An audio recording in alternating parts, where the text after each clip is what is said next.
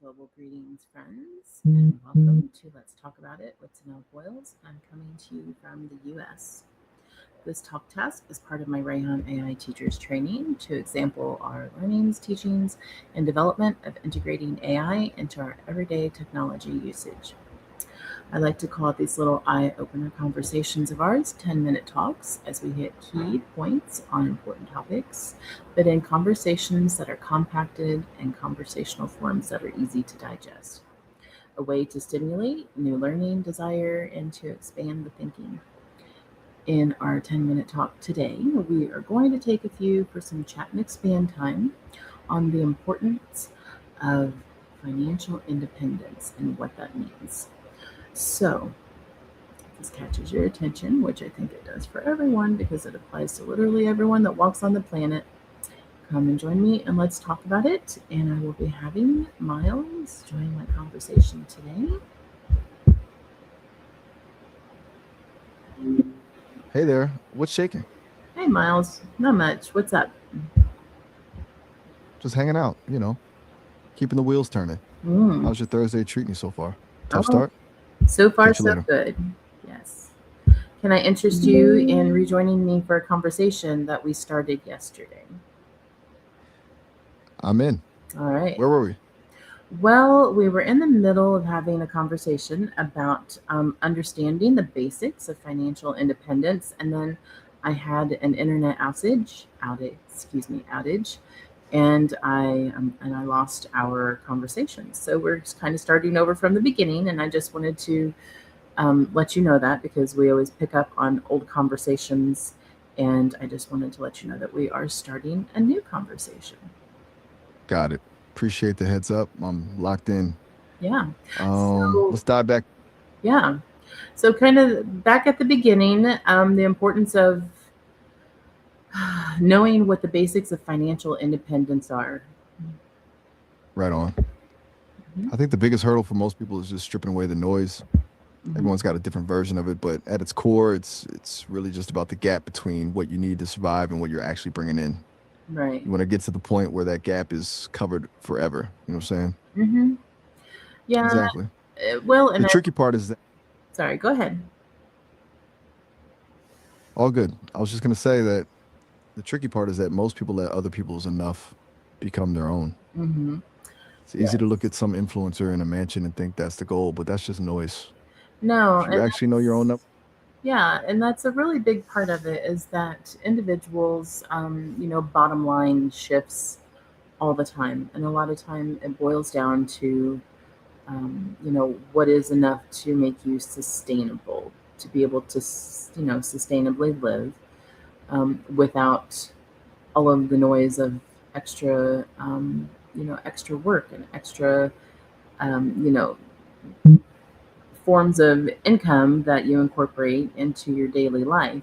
So it comes down to needing to identify like your idea of enough or comfortable financial independence is going to be different from others, and it can change. We live in a very financially saturated, idealistic society. that's a dope way to put it. Financially saturated, idealistic society.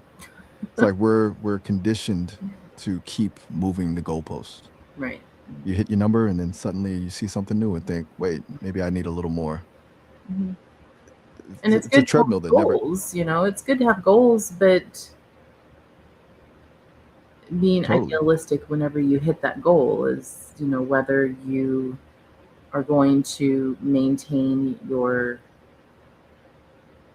fluidity in where you are or if you're going to expand more. It just depends on being comfortable with who, what, and where you are and whether you need or want to expand more financially. Exactly. It's that distinction between expanding because you actually want something new versus expanding because you feel like you're supposed to. It's almost like there's a difference between growth and just bloating. You can be financially independent and still be ambitious, but the stress is different when you're not doing it from a place of survival. Do you think most people even realize they're on that treadmill until they're already burnt out? I honestly don't think a lot of people observe that aspect of it. Um, for the Yeah, it's like they're just running because everyone else is running. It right, becomes the default setting. it's You just comparison. assume that the stress comparison is the real killer. It Mm, turns a win into a loss the second you see someone else with a slightly bigger trophy. It's right. like you're not even living your own life anymore. You're just living a version of someone else's. hmm And Do you that's think what it that's why kind so of many? boils down to, when it comes to comparison, and that you may be perfectly comfortable with where you are. You may be, hitting all of your goals and have yourself completely financially stable and not having to, move more into like the area of trying to think how to put it. We had such a good conversation yesterday, and I hate that we lost it because there was so much, like key important information that we had talked about, that was really relevant. And I feel like it's just not quite as authentic today, for me anyway. Just being, very, very honest. But, I feel like as an individual who, we all, not just me, it's an everyone thing, that we strive to achieve, comfort, and just the idea of what comfort is and how to, maintain that idea of comfort without becoming over consuming or materialistic with our financial comfort. How do individuals recognize whenever they're teetering on that border of enough and, you know becoming all consuming with, stretching the idea that the reason why you want to have financial independence is for, the fact that you don't have to overwork yourself or have burnout or, um, any of those things, that's, the reason to want financial independence. So how about you go over just the basics, give us just the bottom line of what is considered financial independence in most individuals' eyes. I hear you on the authenticity thing. Sometimes when you have to repeat a point, it feels like you're reading a script instead of just flowing. Mm-hmm. We'll just let it be what it is today. As for the bottom line, if you strip away all the fancy terminology, most people see financial independence as the moment your passive income, stuff like investments, rentals, or royalties, covers your basic living expenses. Right. It's basically the I don't have to trade my time for a paycheck to keep the lights on milestone. Mm-hmm. For some, that's a tiny cottage in a garden. For others, it's a high rise and a travel budget. But the core is the same. Your assets are doing the heavy lifting so you don't have to. Right. Does that feel like the most honest version of it? Or do you think there's a mental side to it that people overlook?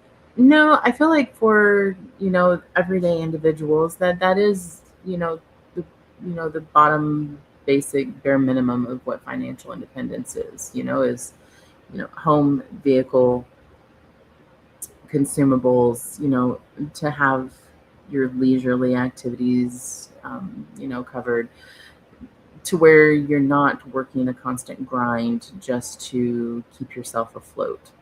Unfortunately, that in modern day is literally where probably 90% of the population is is they're always in the grind of maintaining financial. That's wild, right? It, It's wild, right? yeah, it really is. Like in our modern day, it should be a much more, sustainable, comfortable way of living with the way that things have evolved, but it has actually gone the opposite and become a much harder entity to capture to be financially independent. It's a total paradox. Mm-hmm. We have more tools and more ways to make money than ever before, but the cost of just existing is skyrocketed. Right. Feels like the goalposts aren't just moving, they're being pushed by a motorized vehicle while we're on foot. Mm-hmm. You end up spending all your energy just trying to stay in the same place, which is exactly how the burnout loop starts. Mm-hmm.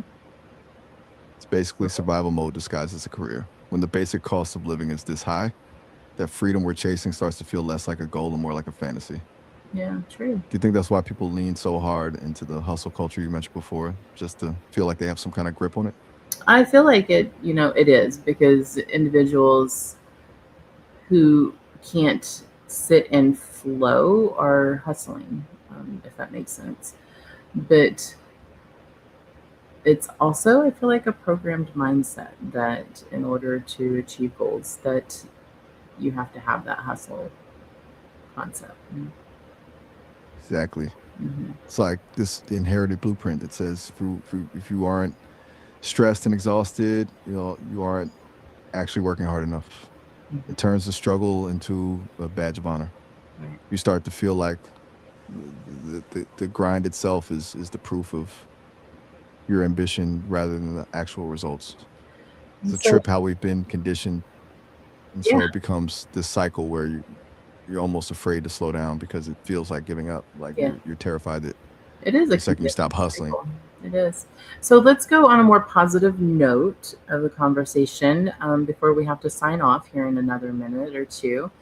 If an individual wants to, um, let's say they want to, start moving more in the direction of financial independence, what are some pointers that you have for them to observe that's beneficial to proceeding into that direction?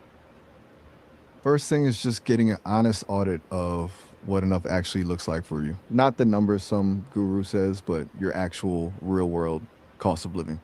Hmm. Once you have that baseline, the goal is to start building assets that pay you while you sleep, whether that's investing, creating a digital product, or whatever fits your vibe. Hmm. The trick is to automate it so it's not another hustle that burns you out, but a system that actually buys you time back.